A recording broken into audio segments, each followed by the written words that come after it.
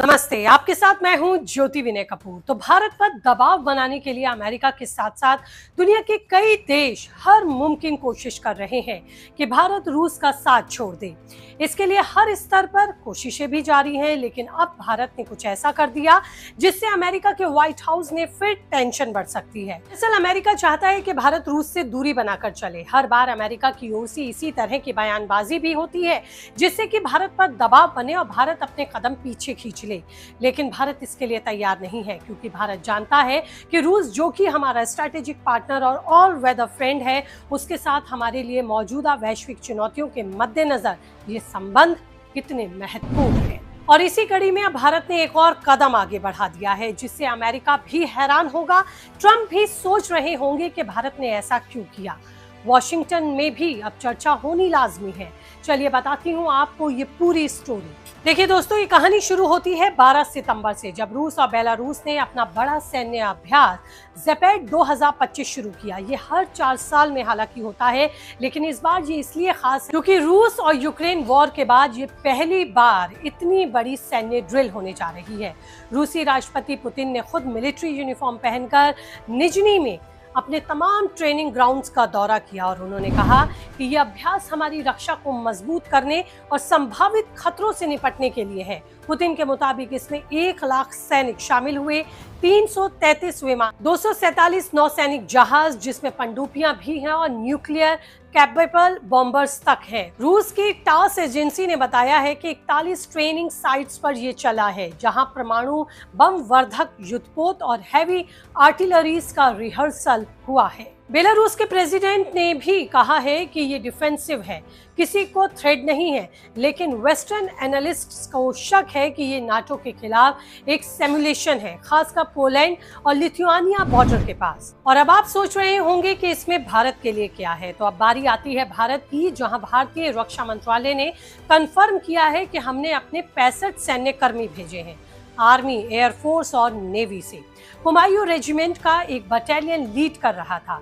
ये 5 दिन का अभ्यास है जो 16 सितंबर को खत्म हुआ, लेकिन भारतीय सैनिकों का वहां पहुंचना बड़ी बात है, क्योंकि पहले से ही रूस के साथ भारत की दोस्ती अमेरिका को परेशान कर रही है और रास नहीं आ रही। ऊपर से इस युद्ध अभ्यास में भारत का शामिल होने का मकसद रूस के साथ डिफेंस कॉपरेशन था, जो कि इसको और स्ट्रॉन्ग करता है।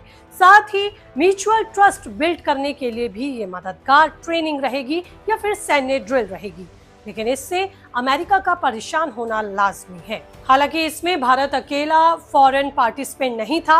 ईरान, बांग्लादेश, बर्किना फासो और डेमोक्रेटिक रिपब्लिक ऑफ कांगो और माली के फोर्सेस भी इसमें शामिल थे। लेकिन भारत की एंट्री ने हेडलाइंस चुरा ली, क्योंकि ये यूएस की चेतावनियों के बीच हुआ। ट्रंप एडमिनिस्ट्रेशन ने अगस्त में भारत पर 50% टैरिफ लगा दिया रूस से तेल खरीदने के चलते। व्हाइट हाउस ने कहा कि ये रूस को फंड करता है यूक्रेन वॉर के लिए, लेकिन भारत ने साफ कहा कि ये हमारी स्ट्रेटेजिक ऑटोनॉमी है, ऊर्जा सिक्योरिटी, नेशनल इंटरेस्ट है। कुल मिलाकर भारत दबाव में नहीं आया, लेकिन भारतीय सैनिकों का अब इस युद्ध अभ्यास में शामिल होना कैसे अमेरिका के लिए टेंशन वाली बात है, अब ये भी आप समझ लीजिए। देखिए, ज़ेपेट साल 2025 में न्यूक्लियर रिहर्सल हुआ। ये नाटो के लिए रेड अलर्ट जैसा था। यही वजह है कि अमेरिका चिंतित है, ट्रंप भी दंग है, क्योंकि फरवरी 2025 में मोदी व्हाइट हाउस गए। $500 बिलियन के ट्रेड डील का प्लान बना, लेकिन ट्रंप ने मई में इंडिया पाकिस्तान सीजफायर का क्रेडिट लेने की जो कोशिश की, जिससे भारत ने रिजेक्ट कर दिया।